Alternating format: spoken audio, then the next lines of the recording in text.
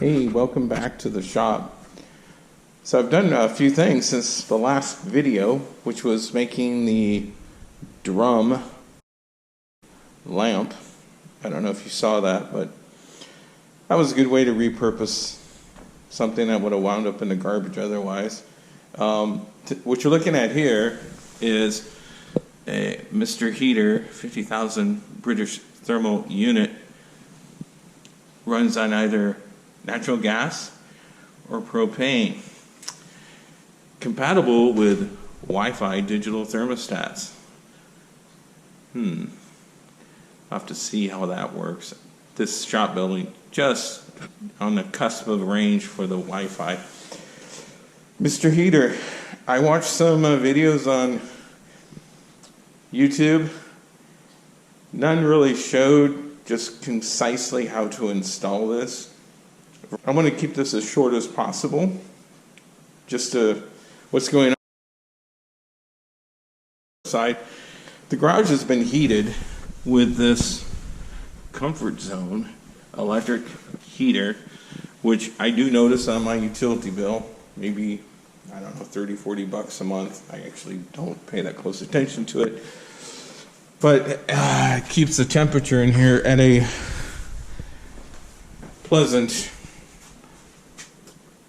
51 degrees at this moment.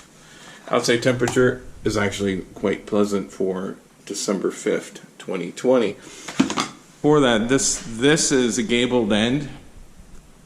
The heater can't be vented near the eaves, soffits, within 4 foot of a window. It should be 9 feet off the ground, which it will be here, or 8 feet, I believe, 8 foot. The heater was going to be about right here. And what does that look like on the outside? So from the outside, the heater will be a couple of feet above these windows and centered between them where the vent comes through. The reason it can't be mounted on this side is because you need 4 foot of clearance from the vent to the eaves, which makes perfect sense because that vents up into the attic space of the garage, and you don't want to poison yourself.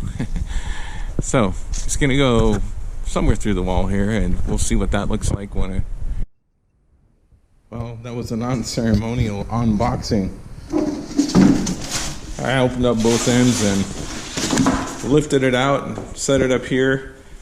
Weighs 67 pounds with packaging. I will definitely need a helper to get this attached to the ceiling. What do we have? What do we have? This will be, I don't know if this video is properly if I tip it, but anyway, we're looking at the heater wiring. Line, neutral, ground, no problemo. Monday, the gas company's coming to hook that line, black pipe line up. This is the thermostatic wiring. Here's the thermostat hookup. You can use a Wi-Fi type thermostat or a hardwired version. This is the 4-inch Flue pipe. No, you won't get the Flue by touching this. And of course, like I said, this is power in. I gotta put in a utility box for that. Here's the power fan. It uses electricity basically to ignite and blow.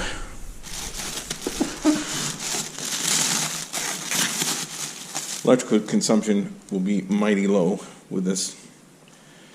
Up top here, after it's installed, you won't be able to see that. Come around here to the hello side. Mr. Heater, Big Max. And we've got adjustable louver. Okay, great. We've got the heat exchange tube in there where the gas fumes blow around before they leave the building. And okay, I believe what happens next, remove these screws, attach the bar, find a couple of rafter joists up here, scab some boards onto them with some 3-inch long deck screws, or some 16 penny nails, which I don't want to be weighing a hammer over my head doing that, so we will use the 3-inch construction screws. And then hoist it up there, get the power, find the correct location on the wall to put a hole through it, and we'll be done until Monday when the gas company shows up.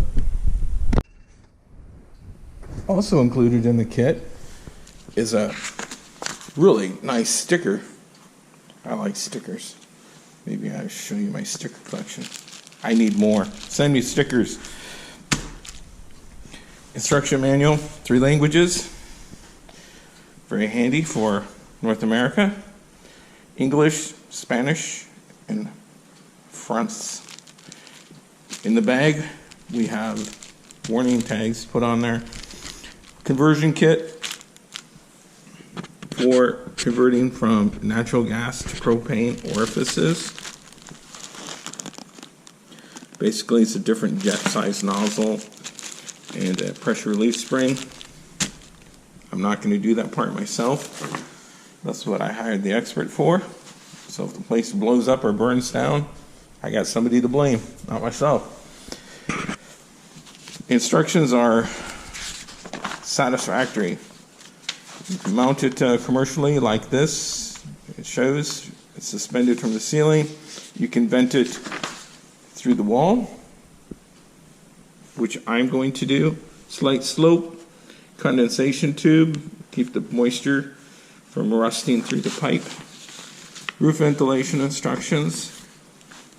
I need to pick up this appendages, the thimble, which is the version of the pipe which passes through the wall. Need the exhaust vent termination cap,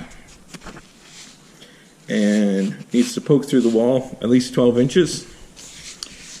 And since it's going to be used so close to the wall itself, it should be pretty straightforward on lining it up.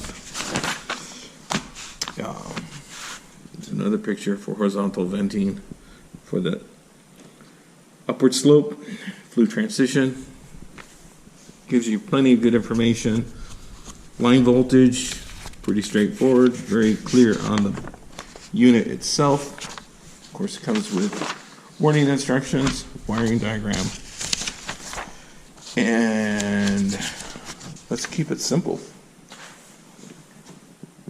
I need to supply electricity to this. I believe I will be using this outlet here. I will create a run up here. I will put an outlet up there on the same stud. First tool I needed, 5/16 nut driver. Remove the screws that are here already. On the front side there's 3. Here, here, and here. Attach this bracket, which came with it. On the back side, similar thing. 3 screws, mount it here. That's ready to go. This will be attached to probably a 1x6 or a 2x4, something allowing a 3/4 of an inch additional gap between the bracket and the ceiling. Since we got the brackets mounted now, I know I'm going to fasten through the bracket into the boards, which will be attached to the ceiling. We got our ground wires together under the screw there. We got our wire nuts. We got our grommet fitting here, and I will put the cover on it. That portion of the electrical is done. I'm kind of thinking, hang on here, maybe I should have shortened this, but you know, who knows, I might take this with me when I move someday, and I might need a cord that length. I can always loop it up behind here, or if I get really obsessive about it, I can cut it off. And I already had some Romex here. This duplex plug is up there in the wall already. I did not make a video of how to install an additional plug on your circuit. We have ourselves 4-inch Merivent, 1-inch minimum clearance. This nice pipe will be connected to the exhaust of the furnace, and it will wear this smart looking hat on the exterior. Keep birds from making a nest in there. Next, cut the hole in the wall with a little more than 1-inch clearance around it. I couldn't find the proper thimble, so I'm using the B-vent, which is the double wall galvanized pipe. I wanted stainless. They didn't have it. It's this COVID stuff. They didn't even have any of the regular blue boxes.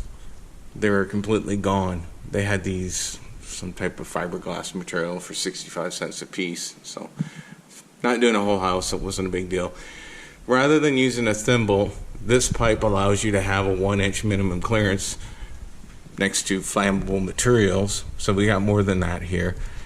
This bracket here, I put a brace in, and it's held with the screws. So I will tighten that up when I have everything situated. Next step, I'm going to cut the insulation, bring it about up to here. Just no sense in putting insulation around there. This is a garage. I would prefer to have a little bit of extra air going on in here, especially now that we have the heat. It's not such a big deal. Won't be. And we'll double check, I should say, the hole position here. Cut a 6.5-inch diameter hole here, which is 2 inches larger than the other piece, the pipe, the B-vent. I gotta put a spot in here for the electrical box, and I'll be using the handy dandy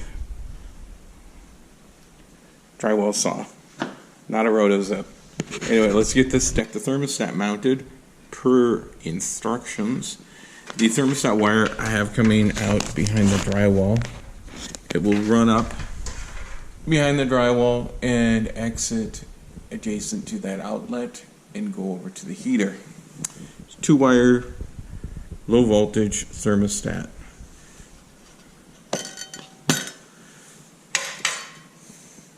You got your red wire and you have your white wire. This is not designed for any high voltage system. It connects to the low voltage circuit board inside of Mr. Heater. Do make sure your thermostat housing is relatively level. This is man, some days are good and some days are great. And it's little things. I got that cut and set in place, and I'm happy with it. You might be wondering why I allowed so much clearance around the pipe to the drywall. The collar I have will cover it cosmetically, and later if I have access to getting a stainless steel one, I will put it in. I just want that material rather than the galvanized. And I also want to do some temperature readings with my laser probe and infrared, and just make sure nothing will get too hot in there. Yeah, I'm a little paranoid. I like to make sure things are good and safe, and that's just one of the... So I've got my boards ready. I had to notch them out on the bandsaw to be able to overlap that trim around that pull-down staircase. And I will tie into that floor joist, which is up there, and also the one that is, I don't know if you can see the screws, but it lines up with straight up. Anyway, I'm going to use these cabinet screws. I really like them. They got the Torx driver. They're nice. Each one's made to hold several hundred pounds, and we'll go with that. And then we will hold the furnace to these 2x6s with the 1.5-inch leg screws.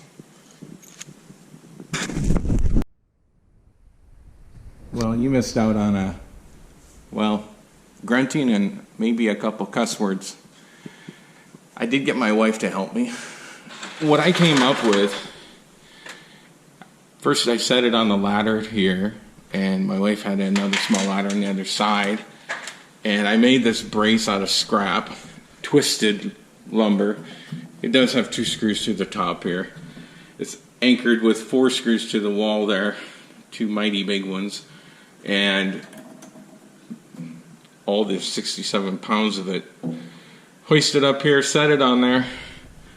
From there, it was just another 1/2 inch or so, depending upon the angle of the dangle there. Getting it pushed up to the ceiling and getting the leg screws in. And I did go with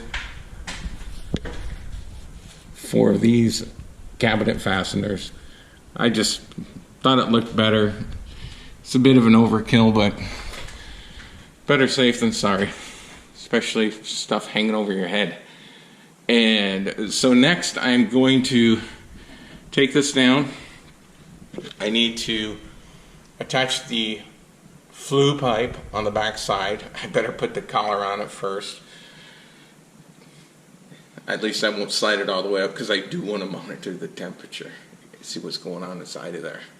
And I got to get a switch plate there, hook up the thermostat wire to the back of the unit. I plugged it in. The green indicator light came on the circuit board. What else? Well, let me button that up and show you also what's going on outside. Not anything you couldn't imagine, but I'll show it to you.